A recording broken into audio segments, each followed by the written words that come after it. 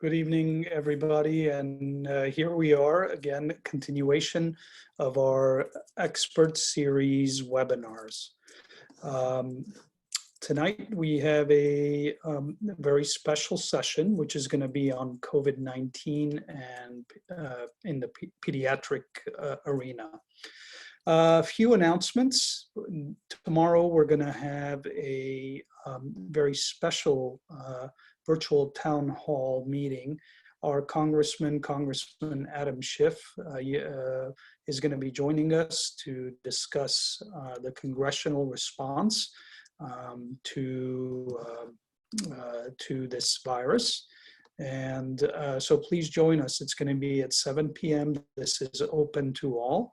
The congressman is going to, give his remarks, and then we'll be taking questions from us. So it's going to be a very special event. So please, everybody, tune in. We're going to continue with the educational sessions. We'll pick back up on Monday evening, where Dr. Kevin Galstian will be telling us about COVID-19 and pregnancy, as well as gynecology. With that, tonight, I'm going to ask my dear friend and fellow AAMS board member, Dr. Barkhoudarian, to take over the screen and make the introductions and moderate tonight's session. Garni, please take over the screen. Thank you, Dr. Sepilian, for the introduction. And I, too, am very happy to be moderating this special session, which includes two very special people, a very good and close friend of mine, and also my better half will be speaking. Dr. Alice Abrahamian and Dr. Evelyn Baghdasraian Barkhoudarian will be speaking on the essentials of pediatric care in the era of COVID-19. Just a couple words about our panelists. So Dr. Alice Abrahamian is a board-certified pediatrician who practices general pediatrics at Central Pediatrics in Glendale. She was born in Germany and grew up in the San Fernando Valley and completed her undergraduate education at UCLA and medical school at Boston University. She completed her residency training at Children's Hospital Los Angeles, CHLA, which is a national leader in pediatric healthcare. And she was she was elected to serve as chief resident. She went on to deepen her experience to serve underserved children in the South End Community Health Center in Boston. And following that, she has joined another AAMS member, Dr. Adrian Yadigarian, at Central Pediatrics, which is part of the CHLA Health Network. She is a member of the American Academy of Pediatrics, American Medical Association, Armenian American Medical Society, and the Gold Humanism Honor Society. Dr. Evelyn Baghdasraian Barkhoudarian is also a board-certified pediatrician. She is currently the chief of the Department of Pediatrics at Kaiser Woodland Hills, covering over 30 physicians at over 60 sites. She is completed her undergraduate education at the University of Southern California and her medical school at Loma Linda University School of Medicine. She had many opportunities to practice medicine overseas, from Honduras to Armenia there. She then completed her residency of pediatrics at CHLA and has been at Kaiser Permanente since 2008 with a one-year stint at Boston Children's Hospital. She has been with Kaiser since she's moved back and since 2011 and has served as chief of the department for the past 3 years. She also is the president of the KPAC Society, which is a national society within Kaiser, which is the Kaiser Permanente Armenian Connection. And she's also been involved with a number of boards, including being an active board member of the Armenian Bone Marrow Donor Registry, as well as a former board member and an active member of the Armenian American Medical Society. So with that, I'd like to introduce our two speakers, and they will be speaking together, and we'll keep the questions to the end of this session. Thank you, and I'll pass the baton along to our two panelists.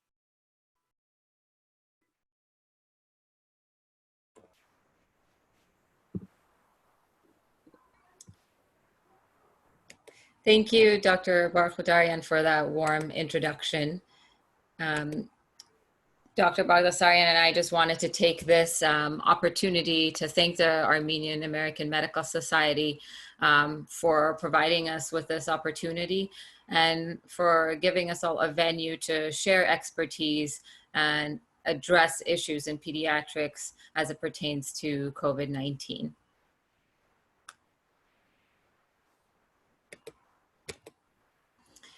Dr. Baghdasraian and I have no financial relationships with any commercial interests as it pertains to this topic.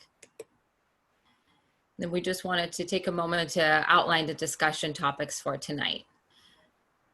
The epidemiologic data is constantly changing, but we're providing some epidemiologic data tonight as it pertains to the pediatric population as current as possible.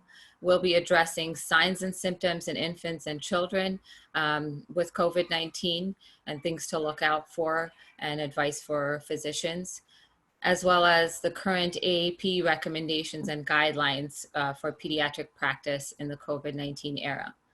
We'll be discussing some specific practice changes and adaptations that we've made while practicing pediatrics at this time. We'll also be speaking to newborn care in the COVID era, protective measures for our patients, dealing with suspected cases, as well as management of in-home cases.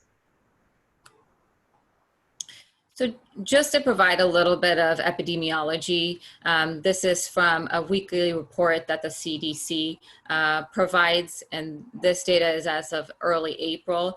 At that time, there were 150,000 confirmed cases of COVID-19 in the United States, and only 1.7% of those were in pediatrics. So that's age ranges 0 to 17 with a median age of 11. What's interesting is at that time, 70% of those confirmed pediatric cases were in New York City and the remaining New York area, as well as the state of New Jersey. 90% of those cases were due to household or community exposure, and only 10% were related to prior travel.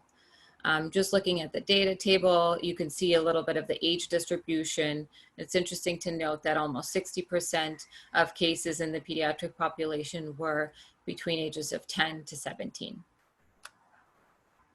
A little bit more up-to-date data, and this is changing daily, but as of 2 days ago, the total number of confirmed COVID-19 cases in the United States were about 746,000, and of those, about 10,000 were in patients younger than 18 years of age. With respect to coronavirus in infants and children, the symptoms are similar actually to adults. There's limited data on children, but we do know that the symptoms generally tend to be milder. Some of the symptoms that we generally hear about that are also consistent with findings in children are fever, cough, sore throats, difficulty breathing, shortness of breath, diarrhea, muscle aches, and the loss of taste and smell that many of you have heard about.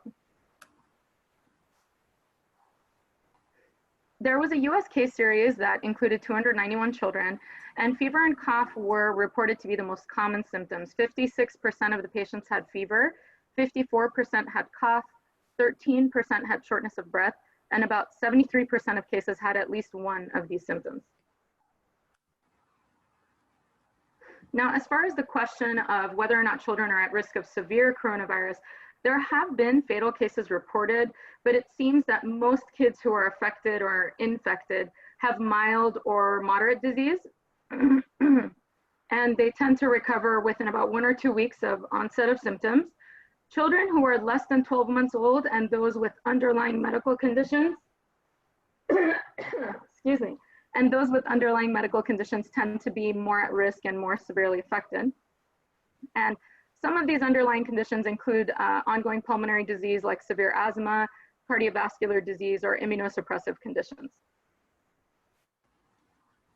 This brings us to the question as to why are children affected less severely than adults. We do know that some viruses affect different patient populations differently. For example, respiratory syncytial virus, or RSV, affects the very young more severely, and certain strains of influenza affect the very young and the very old very severely.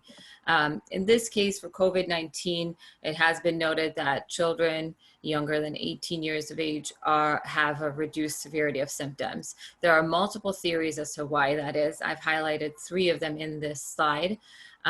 First, it's thought that the pathogenesis of severe infections is related to a cytokine storm.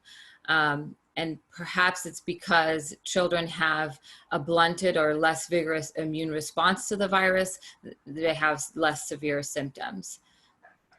Another theory is that maybe there's some competition or viral interference in the respiratory tracts of young children as they're battling other viruses at the same time concurrently. The last theory is related to the receptor. So the angiotensin converting enzyme 2 receptor is what has been identified as a receptor that the virus attaches to in the respiratory tract. It's possible that this receptor is expressed differently in children, preventing maybe ideal binding or binding at all in the respiratory tract of kids. I'm sure that research in the future identifying which theory or maybe multiple theories are correct will help in the treatment and prevention of COVID-19. This slide is to highlight another CDC study where a total of 4,226 cases of confirmed COVID-19 were studied. Of those, only 5% were younger than 19 years of age, to show that there are only 2 to 3% of those patients, pediatric patients, required hospitalization, and most could be managed at home. Of the patients hospitalized, very few required pediatric ICU beds. And there's very low mortality, 0.2 to 0.6%, as compared to 8% in patients that are older than 80 years of age. The American Academy of Pediatrics strongly supports continuing well childcare consistent with Bright Futures guidelines for health supervision. And throughout the COVID pandemic, the recommendation has been that it's very important to have well childcare visits for certain ages, especially those who are still requiring immunizations. And you do have to balance that with the risk of bringing patients in and the risk of their exposure to other individuals who may be carrying coronavirus. This brings us to the next point about the importance of certain practice changes in our offices. So first and foremost, most pediatric clinics are suggesting and enforcing that any patients who are coming in for evaluation should really be attending on their own with one adult supervisor or caretaker, preferably not coming in with their siblings. Any forms or surveys that are necessary for the visit are often deferred or completed electronically or in the car and handed off at that time. Generally speaking, payments are handled virtually as much as possible. In most cases and office practices, a staff member has been assigned to review schedules ahead of time to ensure that if there are any opportunities for telehealth, we're reaching out to patients telephonically or through video services to assess their needs and determine whether or not a face-to-face visit is necessary. That brings me to my next point, that it has been crucial and an essential part of pediatric practice to have designated sick and well visit rooms, or if we're speaking to an organizational standpoint, sick or well visit sites with separate entrances for sick and the well if and when at all possible. And that brings us to scheduling. So whereas most times scheduling helps with office flow, at this point, scheduling is a very important component of preventing cross-contamination and protecting patients as well as staff. At this time, as Dr. Baghdasraian addressed earlier, we are still seeing infants and young children that need immunizations for their well child visits. It is important to keep scheduling those to make sure that infants and young children are protected and get their proper immunizations. Now, older children that don't need immunizations at the well child visits, those visits can currently be rescheduled to a later date. And for same day visits, it's important to triage over the phone and really discourage walk-in so that scheduling can prevent, again, cross-contamination and allow well child visits to happen at certain times separate from sick visits. Again, if there's only one location where patients are seen and it's not possible to have separate locations for well and sick visits, it's important to consolidate the hours that well child care is provided. Perhaps having well visits early in the morning or earlier in the day, and then seeing sick patients later. When seeing sick patients, it's important to re-emphasize that those patients that actually do need to come in should come with only one parent. And both patient and parent should have their temperature checked on arrival and be provided with masks if they are not already wearing them. If there are separate sites where patients can be seen, of course, it's best to see sick visits at a separate practice altogether. Now, it's important, whereas usually in pediatrics, we make sure to make all the patients comfortable and waiting room comfortable and enjoyable. At this time, our focus is to remove all fomites or objects that can transfer the virus. So waiting rooms should really not have any toys or books. And when possible, it would be best to shut down the waiting room. Patients can come to the parking lot or check in via text or phone call, and only enter the practice when there is an exam room that's assigned to them and is available. Once the patient has left the room, it's important to clean the room with appropriately approved cleansing agents. If there is the need for an aerosolized procedure, although these are highly discouraged at this time, that room should be shut down for at least 2 hours, if not for the remainder of the day. So as Dr. Abrahamian mentioned, this is a good time to refer back to general guidelines with respect to aerosolized procedures. We know those are discouraged in general in the pediatric world. That often refers to asthma management, especially in an acute exacerbation or an asthma attack scenario. So essentially, it's good to go back to our knowledge of how to use inhalers at certain times in an asthma attack. So for example, if there's a patient who's coming in who seems very acutely ill in the middle of an asthma attack, you can counsel based on the severity of their presentation, whether or not it may be indicated to do 4 puffs of albuterol in the office or 6 puffs of albuterol in the office. And in very severe cases, we are using up to 8 puffs of albuterol in the office setting while we monitor the patient to assess their response. Another thing to consider is that if you do have to do a nebulized treatment, it's important that you equip the patient and yourself and everyone, all the staff members involved with appropriate PPE, even encouraging the patient, this is how you turn the machine on, this is how you turn it off, you can come get me when you're done, and that way you're minimizing risk to healthcare workers. Again, a lot of emphasis on the importance of appropriate PPE under the circumstances of evaluating sick children. And last but not least, we want to avoid examination of the oropharynx unless it's absolutely essential, including testing in a lot of sites. Some of that has to do with the availability of swabs, and some of that has to do with the gag reflex and aerosolizing some of the particles at the back of the throat. So with respect to the AAP guidelines for newborn care, generally all the newborns are to get the standard 2-day, 2-week well child care appointments. There's no reason to deter from that. In the situation that an infant is born to a COVID positive mother or their PUI for some reason, again, you would still practice the same newborn care, but it's ideally in a designated area separate from where all the other patients are. As you can imagine, these patients are at a different kinds of risk. You can't really put them with the infectious sick patients, nor can you put them with the healthy newborn patients. So it's important to separate them from both of those populations in your separated areas. It's also important that those examinations be done with appropriate protective equipment. As far as the actual time of birth, The encouragement at this point is to have maternal and newborn separation.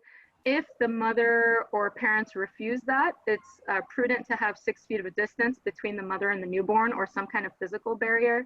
It's also important that the baby be bathed as soon as possible, and that's to really wash off all of the particles that are potentially on the baby at the time of birth. In terms of breastfeeding, the official stand is that mother should be able to continue breastfeeding. The recommendation is actually to use good hand hygiene, gloves, and a dedicated breast pump to express the milk and feed it through a bottle. If a mother prefers to actually breastfeed on the breast, it's suggested that gloves and a mask and very good hand hygiene be used to protect the baby from potential risk. Now, as far as newborn testing, most sites are doing testing of the newborn of a COVID positive mother at 24 hours, and they're doing testing at 48 hours if the baby is still inpatient or they still remain hospitalized. If the patient's already discharged, more often it's being recommended that that second test be something that's done only if clinically indicated. Ideally, in a symptomatic mother, they should maintain separation until the mother is afebrile for 72 hours, that there's really minimal respiratory symptoms, and that they do have 2 negative swabs that are more than 24 hours apart. Now, some of the discussion about breastfeeding is around this possibility that breast milk may be transmitted through, that coronavirus may be transmitted through breast milk. There's some reports of testing, but there's been no virus found in any of the breast milk in the patients that this has been studied in. The more important consideration is droplet transmission that can occur during feeding, like we discussed with breast or bottle. Moms should use hand hygiene and wear a mask as we discussed, or if they're expressing, they can have a healthy caregiver give that bottle to the baby. And equipment should be meticulously cared for, as always. We speak to, in terms of protective measures in the pediatric population in general, we do believe that social distancing is very important. Washing hands often, trying to get a child not to touch their eyes, nose, and mouth as much as possible, which we all know is a relative impossibility, but we should strive for it in adults and pediatric patients. All patients over 2 years are suggested to cover their nose and mouth. And in patients younger than that age, you can certainly use either stroller cover or a car seat cover that's supposed to be quite protective. Hand sanitizer is safe for use in children when used with adult supervision, as well as the general good cough and sneeze etiquette that we're used to teaching our kids. Cleaning and disinfecting any potential surfaces that could be a reason for transmission is also important. When dealing with suspected cases of COVID-19 at the office, the patient should wear a mask on arrival. So again, if they don't have one, they should be provided with one. They should be placed in an exam room immediately to prevent exposure to staff or other patients. They should be evaluated in a separate room with the door closed. And this is important in pediatrics. Oftentimes, patients get impatient or want to pace the hallway. It's important to remind patients and parents that in this situation, we have to keep the door closed. Ideally, they're examined in an airborne infection isolation room, although that's not always possible. Most practices are able to designate at least a room that patients are evaluated in with suspected COVID-19. When examining a patient with suspected COVID-19, personal protective equipment should be worn that includes gown, gloves, and eye protection. Personal glasses are not appropriate eye protection per the guidelines. Whenever there is an aerosol generating procedure, although those are discouraged, an N95 mask should be worn. Again, in terms of protecting other patients and staff, when that patient leaves, it is important to, again, close the door and not use the room for the remainder of the day. Now that drive-through testing is more readily available in the Los Angeles area, it's important to utilize drive-through testing whenever at all possible. Criteria for testing, and this is a fluid situation, it's constantly changing. The criteria currently vary geographically. It's important to consult CDC guidelines and follow local and state health department guidelines for testing criteria, and again, utilizing drive-through whenever possible. In terms of management, so this is a question we often get in pediatrics, as news have reported, and although hydroxychloroquine and remdesivir are currently being investigated as possible treatment medications, they're not currently widely available without approval for compassionate use in the pediatric population. The effectiveness and safety of infusing plasma from recovered individuals is being investigated in adults, so people older than 18 years of age. This is an interesting topic and could possibly be useful in the future, and studies for children are being organized, but we don't yet have any data to report. Another very important question that we're receiving frequently is, should we be limiting NSAIDs or ibuprofen use in pediatrics? And although it's important to note that whenever possible, we should not use any medication in the pediatric population, the effect is still currently being investigated and is unclear. And so whenever necessary, it is safe to continue to use NSAIDs in pediatrics.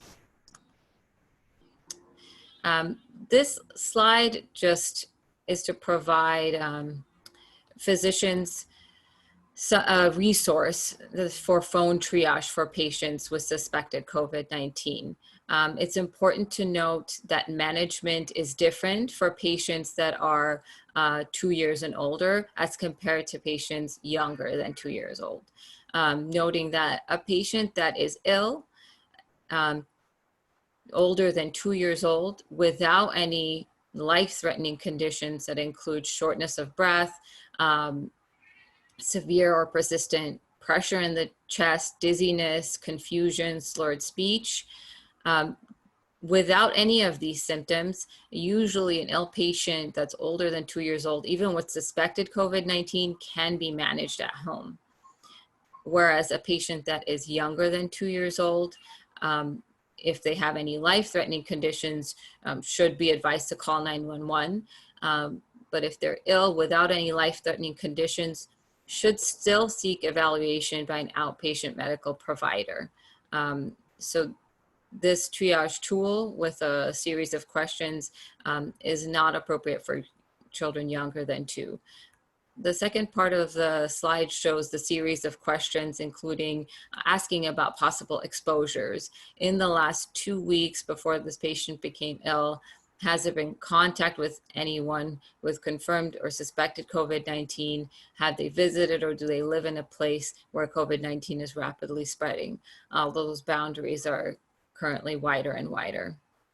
And again, highlighting some of the symptoms that Dr. Baghdasraian spoke to earlier, including fever, cough, shortness of breath. And then some of the higher risk conditions are highlighted below.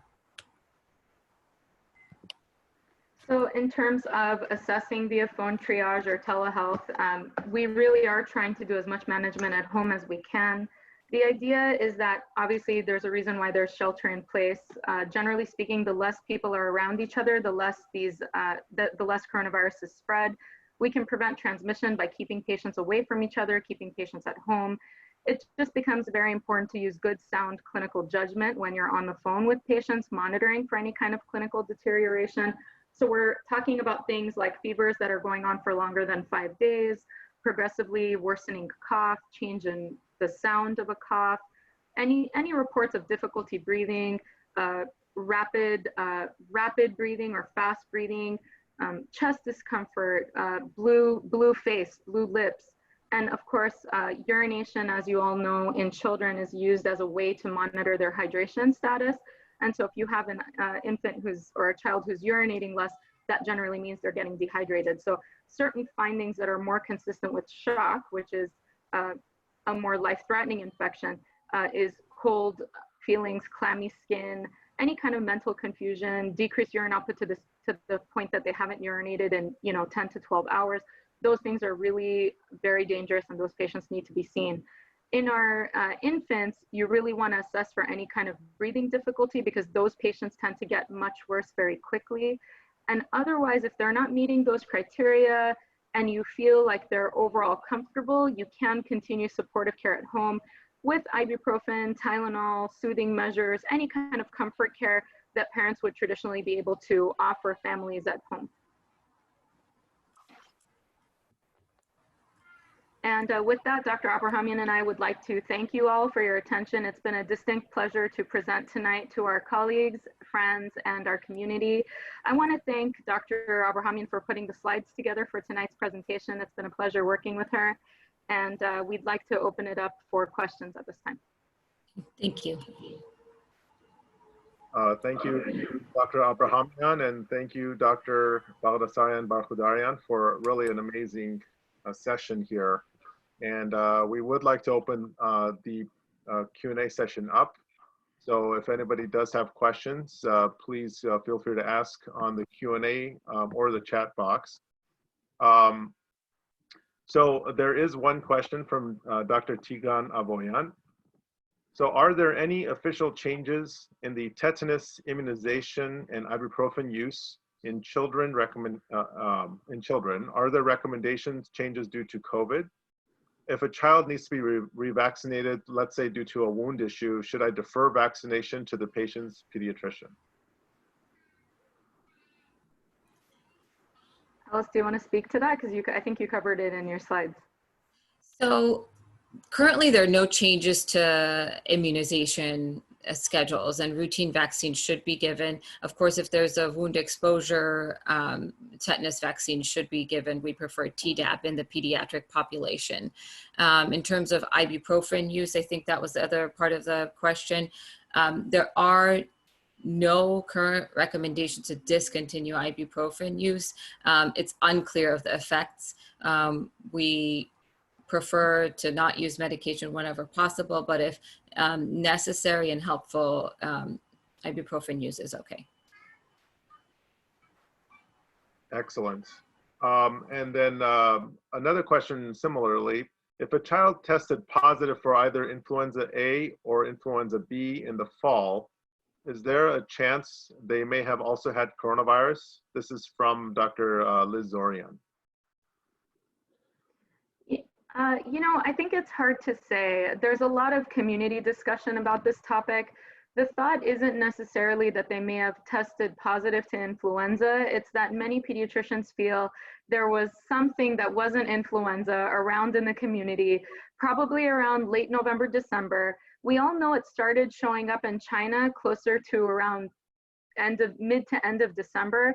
But there are a lot of physicians who feel that there could have very well been coronavirus in the States, in our community, as early as late November, December, and that we were seeing a different version of it floating around in our patients, where patients were getting a little more severely ill than what we were used to seeing at that time. Fevers were a little higher, the patients were a little sicker, and all the flu tests were coming back negative. So I think as pediatricians, we were kind of scratching our head about what was going on back then. I wish there was a way to go back and measure and see.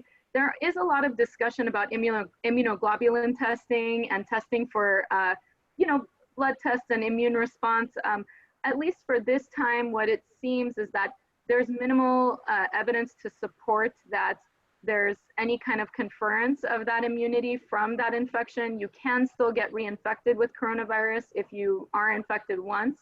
And then last but not least, we also don't know, because coronavirus is new, we also don't know if that immunity waxes and wanes with time. We don't know what happens with repeat exposures. And part of the reason that we don't know what happens is that if you think about it, some of the studies initially were saying, in healthcare workers, it's repeat exposures that are causing physicians to get sicker and sicker.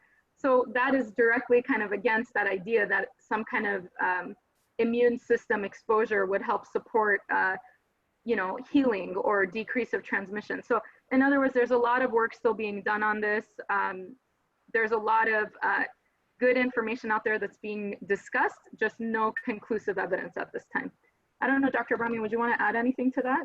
I think the only thing I would add is it's not the cases with confirmed influenza that we were kind of scratching our heads about. It's, you know, the cases that were confirmed influenza, we did have some bad cases of flu in the fall season, but it's more the cases where a patient came in very convincing of influenza and flu-like symptoms that then were negative for influenza A and B that we're now attributing possibly could have been due to this new coronavirus. But in terms of patients being diagnosed with influenza incorrectly, I don't think that that is an issue. Thank you very, very much. Another question that came up was with regards to newborn management, especially after vaginal birth. Of course, there's a lot of literature supporting skin to skin shortly after birth, and it seems like that is tough to do or almost impossible. Are there any strategies about that in the COVID era? Maybe I'll speak to that since it was part of what we discussed in our presentation. So there is a suggestion that when a newborn is born, that we really are not doing as much skin to skin as we usually do. They're recommending 6 feet separation at least for a mother and newborn, even to the point that there are some recommendations that the baby, the newborn, and the mom be roomed separately. And obviously that's a sensitive time. It's a very difficult time. As we all know, skin to skin and immediate breastfeeding are so important, but that's why there's those provisions we discussed that yes, ideally you keep them separate and you have them express breast milk, give it in a bottle with appropriate hygiene measures.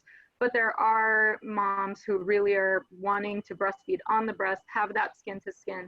And really the only answer there is that we're having those mothers have the appropriate PPE on. So they're using gloves, well, they're washing their hands, using gloves, using a mask, even wiping the breast, and taking good care of the pump, having a dedicated pump in the hospital, and also the idea that infants are being bathed immediately. And if there's concern for this kind of exposure, being bathed again. So that's how they're limiting that.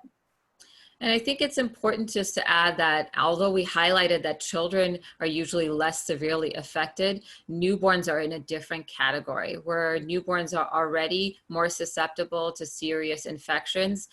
They are also more susceptible to infection with COVID-19. Oh, thank you. We have a question from one of our AAMS members, Dr. Mosi Salibian. Do you see racial or ethnic differences in children as we see in the adult population with regards to COVID?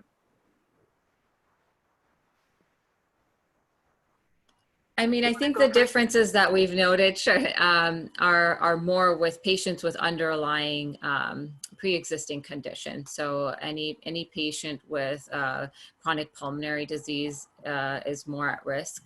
I don't have current data from our practice as to different ethnic populations. I'm not sure if you want to address that, Evelyn. You know, I can't say that I have specific data, but I think unfortunately the similar kind of healthcare disparities apply. You know, there's always conversations about disparate access to healthcare, the living conditions, household conditions, various types of exposure, even within like a apartment setting or inner city living versus community and suburb living. I think that those definitely apply in the patient population, and you do unfortunately see different outcomes and higher morbidity or illness. Sorry for our community attendees. You do see higher illness in those patients. Thank you. We have a question from one of our Michigan attendees, Dr. Baghdasraian. Doesn't the baby pick up antibodies from the mom at birth, therefore has some protection?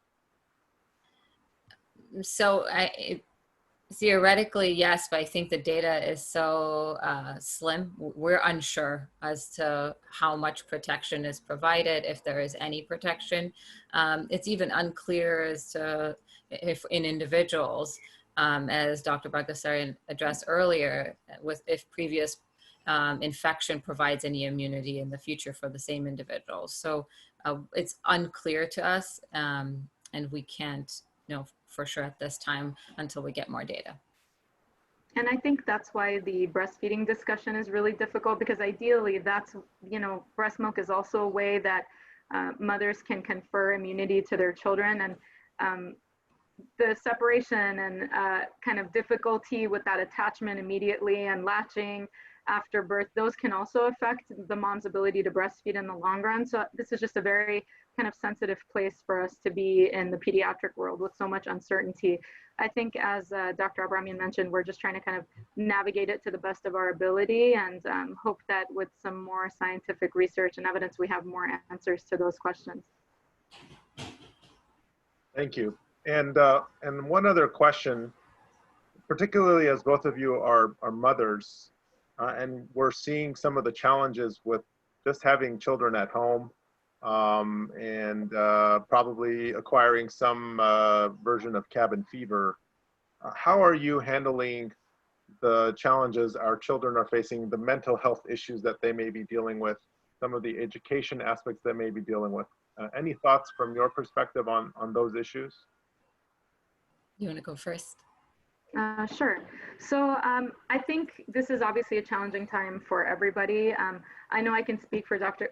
Abrahamian and I. In prepping for this call, we certainly have shared a lot of personal experiences about what it's like to be, in the office and around sick kids, and then coming home and doing the, the Heisman, where you're like, don't touch me. I need to shower and change and all of that before you get anywhere near me, because we don't want to be shedding to our own families.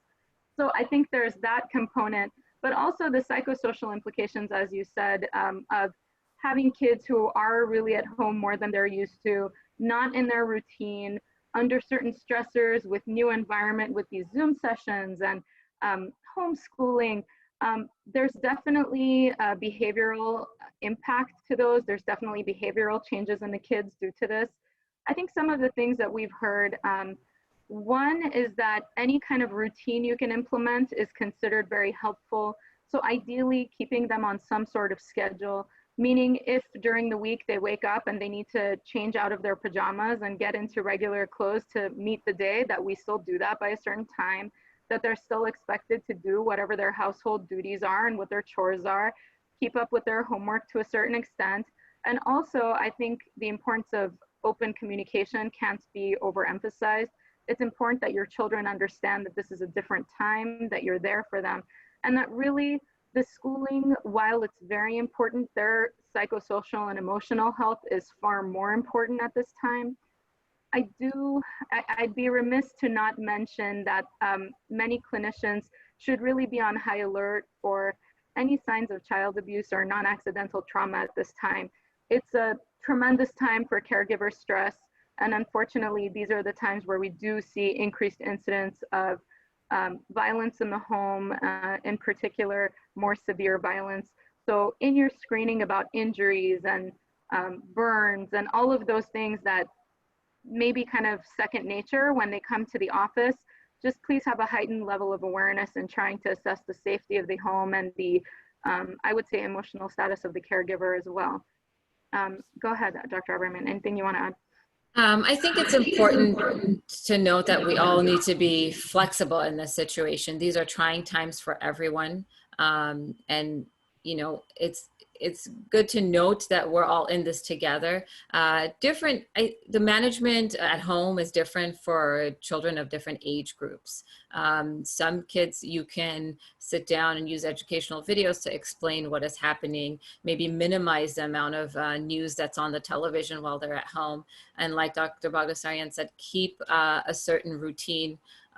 For my preschooler, we have Papa de Brots, and so we have classes that we have implemented daily, and that helps. We are seeing a lot of behavioral changes and regression in certain age groups, and the advice that we give to patients and parents is this is a change, a big life change. So similar to a new sibling being born or a move or a divorce, this is a major life change, and some regression can be expected. Accidents where a child was previously toilet trained, changes in sleeping schedule. We're as adults having changes in our sleeping schedule and daily habits. So it's open to, we should be open and have open mind and help our children through this time, especially since the timing is indeterminate. There are mental health professionals that will provide telehealth visits, and we have pediatric providers that we can also refer to. It's important to address mental health issues early. Alice, can I piggyback on something you said? Because you reminded me about the importance, like that kind of preteen, tween, kind of early preteen period. I think that group in particular is very susceptible right now, just because that's where you start to see depression in our teens and preteens. And so we've made it a particular point to reach out to those patients because, you know, with social media these days and not really having access to what the real world actually looks like, plus the pressures of social media, you want to be mindful of depression setting in that population in particular. Thank you. Those are all really excellent points. And I would also add to the listeners or viewers that Dr. Ed Baghdasraian gave a great seminar a couple weeks ago. And there is a link in our website for this. And it is talking about not only some of the mental health issues with COVID, but also some of the telehealth options we have as caregivers to offer to our patients. So we have a number of questions that are along the same theme. So I may just summarize these questions. I think it's an important topic because these may be coming from our community. The one question I'll read: I visit my cousin and her 4-year-old boy once a week. I stay on the sidewalk and they are on the porch. Is that okay? Last week I was on their lawn with the boy from a distance. I don't touch anything. I don't sit. Is it safe? So I was wondering if you guys can talk about the whole stay-at-home initiative and how that applies to family and visitations and whatnot. I think we're all feeling now, several weeks into this process, the effects, the children are feeling it, the grandparents are feeling it, and wanting some social interaction. Of course, we still pretty strongly recommend staying at home as much as possible, especially for families where there are individuals that are still working, as in our families. It's important to not expose the rest of our family to anything that we might be carrying. Now, FaceTiming and Zoom sessions can be used often to keep that social interaction. And I like to think of it as physical distancing and not social distancing, just because socially we want to stay connected with family. I don't know if Evelyn, you want to add to. I think the only thing I would add, you know, it makes sense what the question is, because we're talking about outdoor and 6 feet distance. It sounds like whatever we're doing here is doing it with adherence to guidelines. So I think that's commendable, you know, but the emphasis of staying isolated and sheltering is also that the whole point of doing this, and why we're actually quite fortunate that that California went into sheltering in place very early, is that the whole idea was that if there was a rapid increase in cases, we were going to see a much higher mortality. And effectively what's happened in California is that we've seen a flattening of the curve, is what it's being called, that now due to sheltering in place, we're not seeing as much mortality, we're seeing less morbidity. However, what that means is that it's going to be a little bit low and slow. It's going to be that shelter in place is going to be here longer than we thought. We all kind of have to get used to it right now, as much as we don't love it. It's just important that we recognize the importance of sheltering in place, and that there will be a little blip on the radar and an increase in cases when shelter in place is lifted. So to that extent, from a clinical standpoint, from a physician standpoint, it becomes, you're practicing care a certain way now. What is the next phase? How is the first way that we're going to open up our practices, and how are we going to allow patients to come back in? That has to be controlled to a certain extent so that we're not contributing to a much quicker pickup in these cases. And from a patient's perspective, it's going to be, you know, that pool party and that big house party that, you know, we're all thinking about having as soon as the restrictions are lifted may not be the best idea, because that's what would cause that rapid rise. So it's just being mindful and just really kind of accepting that now we're not preparing for a short-term shelter in place where it's like, I just need to do this for a month or two and I'm going to go buy out Costco.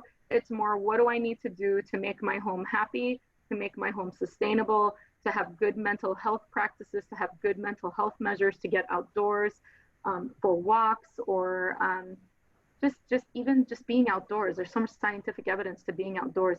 So I think it's a change in mentality. That's what's really important. Oh, thank you very much. I think those are really good points. I 100% agree with the concept that while it's called social distancing, it's really physical distancing, and the social part should not be ignored. And so we are using Zoom or other types of multi-conference video systems regularly. For example, we did a Zoom Easter, and we're planning a Zoom Cinco de Mayo, and I'm sure we're going to have lots of very similar types of events and many Zoom happy hours. So I think that's an important part of all this. One other question that came through the system: does a prior vaccination with BCG figure in acquiring this infection and in the severity of the course of the disease? And if so, how? I don't think prior vaccination with BCG affects this process as much as I understand. Yeah, I've heard this question come up in a couple different places, so I don't know if there's talk in the community about this, but at least I would agree, I haven't heard anything about that conferring any kind of prior immune ability. I haven't heard anything about that. We're not currently using that as a screening tool for increased risk. That's all I can speak to. Okay, and finally, you know, it's somewhat of a challenge I've noticed, you know, when we go outdoors, adults are wearing masks, but we often see the kids not wearing masks. How do you approach that as a parent or as a caregiver? So I think it's important to note that the location is important. If we are taking children, let's say, to the doctor's office or somewhere where they really need to go with their other individuals there, the CDC guidelines recommend children older than 2 years should be wearing a mask. And there are appropriately sized masks so that they can fit smaller faces. Younger children, you know, will be in an infant carrier and can have the carrier or stroller cover. But yes, we do recommend face masks when exposure is possible. Okay. Well, thank you very, very much. You guys have been fantastic. I think your points are well taken. And of course, this will be recorded and available on Facebook as a recorded webinar, and also as an availability for our members who are trying to earn some CME. Thank you so much. And I'll pass the baton along to Dr. Sepelian for any closing comments. Thank you.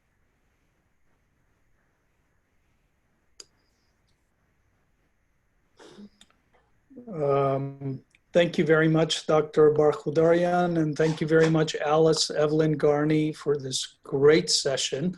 It truly was amazing. We had probably one of the biggest attendees as we've had all of these webinar episodes.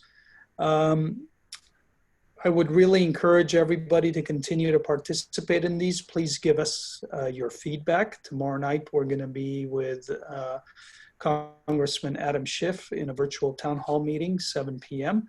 Please join us. Also visit our website, aamsc.org, where you will see all the archived episodes that we've done. If any of you are healthcare professionals and want to claim CME or other CEs, please do so. Also, in these times, your support is more important than ever before. The best way that you can support, if you are not a member or if you're a former member of the organization, please apply or reapply, and we could use your help. We're trying to be there for you and for the community.